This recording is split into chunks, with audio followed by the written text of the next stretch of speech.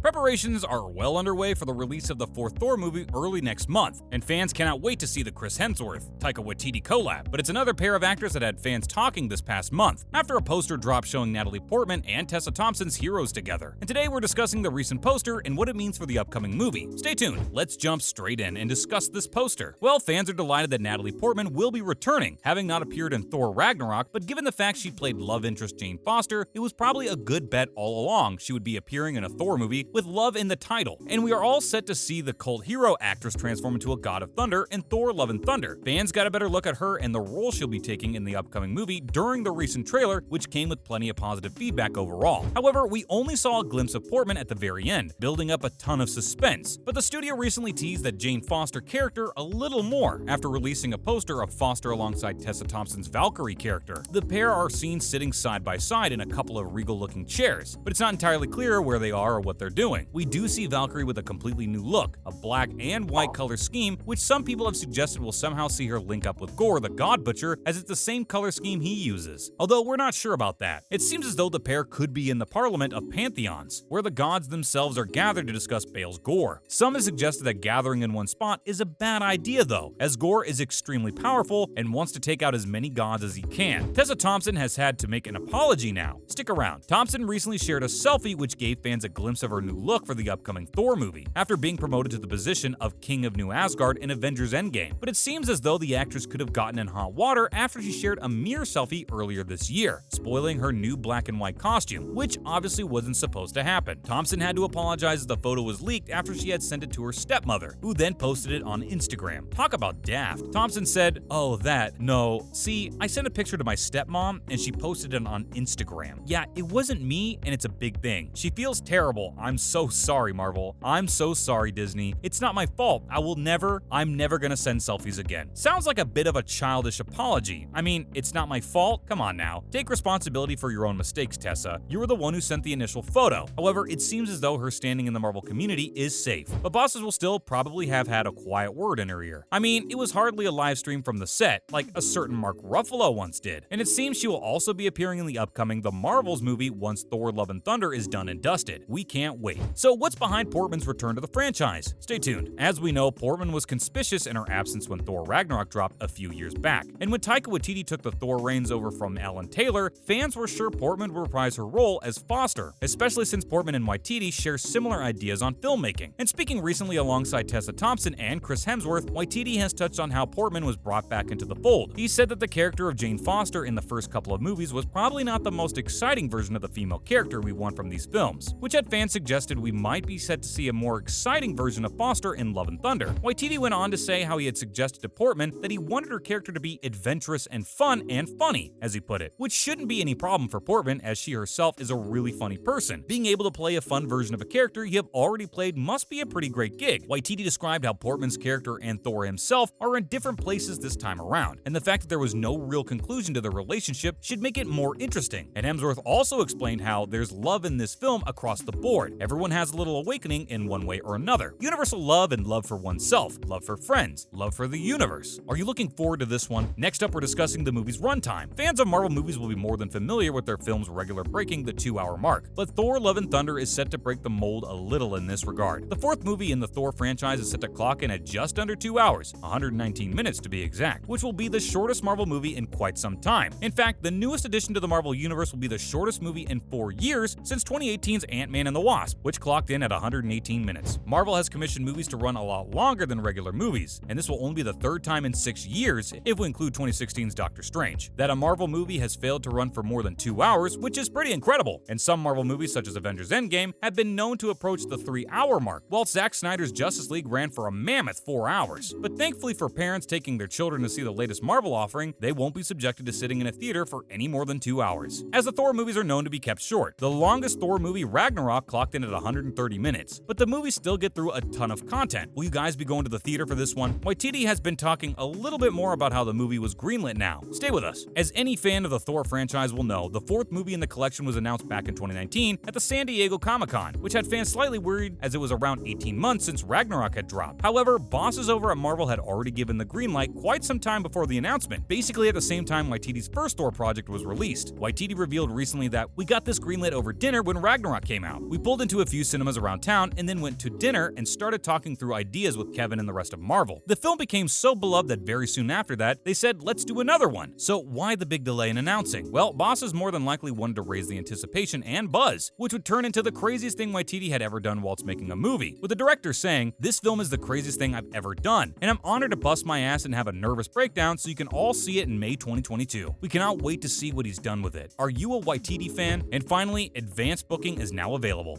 As of yesterday, June 13th, Thor fans around the world can bag their ticket for when the film drops in just a few weeks' time, on July 8th. The movie is also going to drop an advanced screening on Thursday, July 7th, which fans can purchase tickets for. Thanks to the global popularity of the franchise, Thursday screenings begin as early as 3 p.m. in some countries, which is a far cry from yesteryear, when advanced screenings were only available at midnight. You can purchase tickets via your local theater's website or by popping in, or you can also use ticket sites such as Fandango. Fans are super excited for this one to drop, and the synopsis reads, "The film finds Thor on a journey unlike anything he's ever faced, a search for self-discovery, but his retirement is interrupted by a galactic killer known as Gore the God Butcher, who seeks the extinction of the gods. To combat the threat, Thor enlists the help of King Valkyrie, Korg, and ex-girlfriend Jane Foster, who, to Thor's surprise, inexplicably wields his magical hammer, Mjolnir, as the mighty Thor. Where will this quest take him? On a trek to Olympus where Zeus reigns supreme, for starters. Will you be booking an advanced screening? As always, thanks for popping in today, and remember to join us again next time for some more fun reveals. And why not do us a solid by liking and sharing today's video with any Thor fans you know of. Bye, guys!